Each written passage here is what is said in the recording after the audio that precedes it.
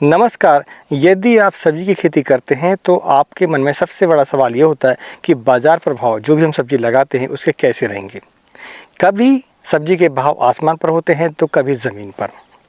आज इस वीडियो में आपको ऐसी सब्जी के बारे में बताऊंगा जिसके बाजार प्रभाव आपको कभी भी 20 रुपये केजी से नीचे नहीं मिलते हैं। और उसकी अगर हम बात करें तो वो सब्जी एक ऐसी सब्जी है जिस पर लागत कम आती है और उसके लिए जुलाई की लास्ट वीक और अगस्त की हमारी फर्स्ट वीक, ये 2 समय यानी कि 15 दिनों का समय है। इस समय पर जो भी किसान उस सब्जी को लगाता है तो आप यकीन मानिए उस पर उसे लागत कम आती है, उत्पादन ज़्यादा आता है और रोग भी कम आते हैं। रोग कम आएगा तो सीधी सी बात है उसे लागत कम आ जाएगी और उत्पादन उसका अच्छा आएगा। आज इस वीडियो पर आपको संपूर्ण जानकारी दूंगा मैं उस फसल के बारे में, ज़मीन की तैयारी से लेकर टॉप वैरायटी के बारे में। सबसे आखिर में हम बताएंगे टॉप वैरायटी के बारे में जिन्हें यदि आप लगाते हैं तो किसी भी मंडी पर चले जाएँ आपको बाजार प्रभाव उस सब्जी के सबसे बढ़िया मिलते हैं। तो चलिए वीडियो की शुरुआत करते हैं। मैं हूं राकेश साहू, आप देख रहे हैं एग्रो जीवन बातें किसान की। जानकारी पसंद आए तो वीडियो को लाइक करें, चैनल पहली बार चैनल को सब्सक्राइब जरूर करें। किसी भी सब्जी को लगाने के लिए सबसे पहले हमें जमीन की तैयारी करनी होती है। जमीन की तैयारी को यदि हम समझें तो सबसे पहली बात तो ये है कि उस सब्जी के लिए आपको मल्चिंग लगानी अनिवार्य है, एक स्टेकिंग करनी आपको अनिवार्य है। मल्चिंग करने से पहले बेड बनाते हैं। बेड बनाने के बाद उस पर बेसल टोज डालते हैं और उस पर गोबर खाद की हमें ज़रूरत पड़ती है। यदि उपलब्ध हो तो गोबर की खाद आप 2 से लेकर 4 ट्राली तक डाल सकते हैं।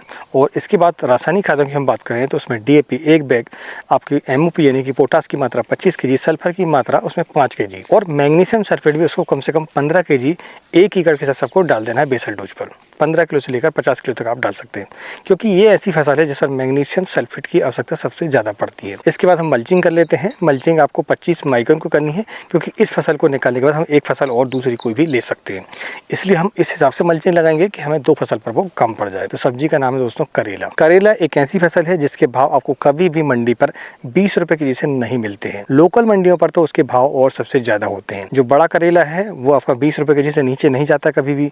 और छोटे करेला यानी चूहिया करेला जिसे छोटा करेला बोला जाता है उसकी हम बात करें देसी सेगमेंट की तो उसके भाव हमने 25 रुपये केजी से नीचे अभी तक नहीं देखे हैं होलसेल पर। जो मल्चिंग हमने लगाई थी उस पर प्रति 2 फीट पर हमें होल कर देने हैं बीच पे, ठीक है। सेंटर होल निकालने हैं, जगह में नहीं निकालने हैं। 2 फीट पर आप होल निकालेंगे और उस पर हम सीड लगाएंगे डायरेक्ट, क्योंकि इस समय पर सीड लगाने में कोई दिक्कत नहीं है, आपका जर्मिनेशन बहुत बढ़िया होगा। तो सीड की मात्रा अगर हम बात करें तो आपको 4000 सीड लगेंगे। वजन की मैं बात करने कर रहा हूँ। अधिकतर कंपनियाँ जो है अब जो है नंग के हिसाब से यानी कि सीड की संख्या के हिसाब से सीड देती हैं, इसलिए हम वजन की बात करने से कोई मतलब है नहीं अभी। तो सीड की जो मात्रा है आपको प्रति एकड़ से हम बताएं आपको तो लगभग 4000 लगेंगे। जर्मिनेशन में थोड़ी समस्याएं आती हैं, लगभग 80% से लेकर 90% तक ही जर्मिनेशन का आता है, इसलिए आप कम से कम 10% तो एक्स्ट्रा लेके चलेंगे। हमने जो आपको सीट संख्या बताई है वो हालांकि आपको 7500 भी लग सकती है। आपकी बेड की जो चौड़ाई है उसके हिसाब से हम बात कर रहे हैं तो 4000 हम उसको मान लेते हैं। 10% एक्स्ट्रा की बात करें तो लगभग 5000 सीट आपको 4.5 से 5000 सीट आपको रख के चलने पड़ेंगे। तो जब हम डायरेक्ट सीड लगाते हैं तो हमें बीज उपचार करना पड़ता है। बीज उपचार यदि हम देखें तो हमें एक इंसेक्टिसाइड और एक हमें फंगिसाइड लेना पड़ता है। इंसेक्टिसाइड में आप इमिडाक्लोपिड की मात्रा ले सकते हैं या फिर आप जो गाउचो के नाम से आता है उसका उपयोग आप कर सकते हैं। बायर कंपनी का आता है वो। फंगिसाइड में आप कार्बनडाइजिम का इस्तेमाल कर सकते हैं या फिर रोको का भी आप इस्तेमाल कर सकते हैं। इसके लिए लगभग 8 से लेकर 10 दिनों के बाद इसका अंकुरण होता है। थोड़ा सा लेट अंकुरण होता है इसका, हालांकि इस समय पर जल्दी हो जाता है। अंकुरण जब हो जाता है तो उसके बाद 10 से 15 दिनों के बाद हमें एक स्प्रे जरूर लेना है, रेडोमिल गोल्ड का और साथ में इमिडाक्लोपिड या फिर थाइमेथाक्सम का। ये फर्स्ट स्प्रे होगा हमारा। एक ड्रिंचिंग अनिवार्य इसके लिए। ड्रिंचिंग यदि हम देखें तो आप 19 1 kg प्रति एकड़ के हिसाब से और उसके साथ में ह्यूमिक एसिड आपको 400 से लेकर 500 ग्राम तक प्रति एकड़ के हिसाब से आपको ले लेना है और इसकी ड्रिंचिंग आपको कर देनी है। ये पहला टीका आप मान के चले हैं। यदि आप इसे लगाते हैं तो आपकी जो फसल है वो शुरुआत से स्वस्थ रहती है। करेले की फसल में अधिकतर डाउनी मिल्डी की समस्या, पाउडर मिल्डी की समस्या और एक वायरस की समस्या और चौथी है हमारी फल मक्खी की समस्या। ये 4 समस्याएं प्रॉपर हैं। करेले की खेती पर जो भी समस्याएं आती हैं, चाहे वो फंगस संबंधी हो, चाहे फिर वो इंसेक्ट संबंधी हो, चाहे खाद प्रबंधन हो, फ्रूट फ्लाई हो, ये सारी समस्याओं का हल हमने हमारी ई-बुक पर लिखा हुआ है। यदि आप वो परचेस करना चाहते हैं तो लिंक डिस्क्रिप्शन पर भी है और स्क्रीन पर जो नंबर चल रहा है वहाँ से भी आप हमसे संपर्क कर सकते हैं। ऐसे ही शिमला मिर्च, टमाटर, बैगन और खीरा के लिए हमने ई-बुक लिखी हुई, उन्हें भी आप हमसे मंगवा सकते हैं। पाउडर मिल्डी और डाउनी मिल्डी के लिए आपको समय समय पर फंगिसाइड का इस्तेमाल करना चाहिए। जैसे कि डाउनी मिल्डी के लिए आप COC का इस्तेमाल कर सकते हैं जो कि एक बैक्टीरियासाइड भी है, फंगिसाइड भी है। दूसरा आप जो इसके लिए कर्जेट का इस्तेमाल कर सकते हैं, इक्वेशन प्रो का इस्तेमाल कर सकते हैं, जेम प्रो का इस्तेमाल कर सकते हैं। ये यदि आप स्प्रे करते हैं तो आपकी फसल पर डाउन मिल्ड्यू की समस्या नहीं आती है। पाउडर मिल्ड्यू की हम बात करें तो पाउडर मिल्ड्यू के लिए आप जो है आप इस्तेमाल कर सकते हैं इसके लिए टेबिकोनोजोल, डाइफेनाकोनोजोल और रोको। ये 3 फंगिसाइड प्रॉपर इसके लिए अगर आप मैनेजमेंट करके चलते हैं तो आप देखेंगे आपकी फसल पर पाउडर मिल्ड्यू की समस्या नहीं आती। हालांकि इस समय पर पाउडर मिल्ड्यू की समस्या कम आती है। थोड़ी जब ठंड बढ़ जाएगी आपकी अक्टूबर के महीने में, सितंबर के महीने में आप देखेंगे, नवंबर के महीने में देखेंगे आप, तो इस समय पर पाउडर मिल्ड्यू की समस्या आती है। अभी के समय पर आप देखेंगे तो आपको पाउडर मिल्ड्यू की समस्या नहीं बल्कि डाउन मिल्ड्यू की समस्या ज़्यादा आती है। इसके बाद बात आती है वायरस की। वायरस अपने आप में एक बीमारी है, लेकिन वो अपने आप नहीं आती है, कभी कभी सीड से आती है। दूसरा ये एनवायरनमेंट पर रहता है और तीसरा हमारे जो इंसेक्ट होते हैं, जो रसूचक कीट होते हैं, इनके द्वारा भी फैलाया जाता है। एक पौधे में आया, एक पौधे से बाकी सारे पौधों को फैलता है। तो इसके लिए सीधा मैनेजमेंट ये है कि आपको इंसेक्ट को पनपने नहीं देना है। जैसे कि वाइट फ्लाई है, आपका थ्रिप्स है, माहो है, इनसे वायरस फैलता है। शुरुआती अवस्था और पत्तियां सुकड़ती हैं, इसके बाद पीलापन, उसमें धब्बे धब्बे दिखाई देते हैं और पत्तियां बिल्कुल मुड़ जाती हैं। फल भी छोटे हो जाते हैं और फ्लावर ज़्यादा आते हैं, गुच्छों में आते हैं, लेकिन वो उतने बढ़िया नहीं होते हैं। तो आप समझ लें कि ये वायरस है। वायरस कंट्रोल करने के लिए आपको इंसेक्ट को कंट्रोल करके चलना पड़ेगा।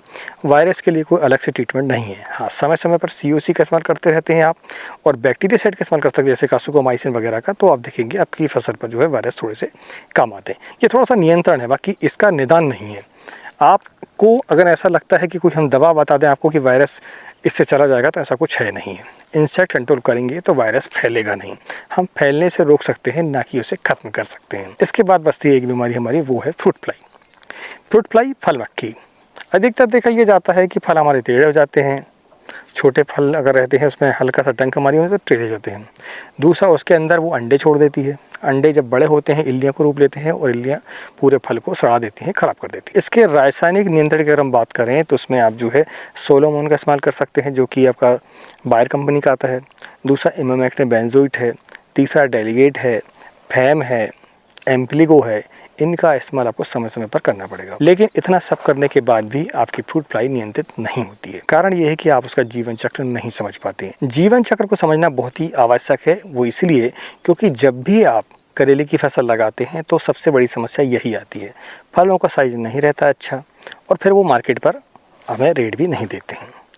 जीवन चक्र में अगर हम देखें तो पहली अवस्था होती है जो उसके वयस्क होते हैं वो, दूसरा अंडों की अवस्था, तीसरा इल्लियों की अवस्था, लार्वा की अवस्था, और चौथा आपका कोषावस्था। कोषावस्था के बाद फिर से वो नर पतंगे उसके फिर से या मादा पतंगे बन जाते हैं। तो नर और मादा पतंगों को टारगेट करने के लिए हमें फेरोमोन ट्रैप का इस्तेमाल करना चाहिए। यदि आप उन्हें ट्रैप कर लेते हैं, वयस्क को ट्रैप कर लेते हैं, तो फिर आप देखेंगे बाकी की जो स्टेप हैं वो ऑटोमेटिक आपके कम हो जाते हैं। दूसरा, आप अंडों के लिए आपको स्प्रे करना पड़ेगा। थाइमेथाक्सम है, इमामेक्टिन बेंजोइट है, इनका इस्तेमाल आपको करना पड़ेगा, या फिर सूमोप्रिंट का इस्तेमाल आप कर सकते हैं, मार्शल का इस्तेमाल कर सकते हैं। अंडे इससे समाप्त हो जाते हैं आपके। इल्लियों के लिए इमामेक्टिन बेंजोइट है, डेलीगेट है, इनका इस्तेमाल आपको करना पड़ेगा। कोषावस्था तो उस पर हम किसी भी दवा का इस्तेमाल करेंगे भी तो कोई फ़ायदा हमें नहीं होगा। तो इस तरीके से आपकी फ्रूट फ्लाई जो है कंट्रोल हो जाती है यदि आप फेरोमोन ट्रैप विशेष इसके लिए लगाते हैं। तो आपका रसूचक कीटों का हम देखें तो वाइट फ्लाई है, आपका थ्रिप्स है, इनके लिए आपको जो है नीले स्टिकी टेप और पीले स्टिकी टेप भी लगानी चाहिए। पीले स्टिकी टेप से आपका वाइट फ्लाई है, माहो वगैरह कंट्रोल होती है, नीले स्टिकी टेप से आपकी थ्रिप्स कंट्रोल होती है। तो इस तरीके से जैविक नियंत्रण करके भी आप जो है अपनी फसल को सुरक्षित रख सकते हैं, वायरस से भी और फ्रूट फ्लाई से भी। आज की जानकारी को कैसी लगी प्लीज़ हमें कमेंट करके ज़रूर बताएं। अब हम जानते हैं टॉप वैरायटी के बारे में। वैरायटी में यदि हम देखें तो सबसे पहली वैरायटी सिंजेंटा कंपनी की लिटिल चैम्प है, जो कि छोटे करेले में आती है। छोटे करेले में वैसे भी 13-15 है, नोनस की जो कि BASF कंपनी का है। ये दोनों वैरायटी ऐसी हैं जो कि बहुत बढ़िया हैं, और छोटे करेले हैं, चूहा करेले जिसे हम बोलते हैं वो है।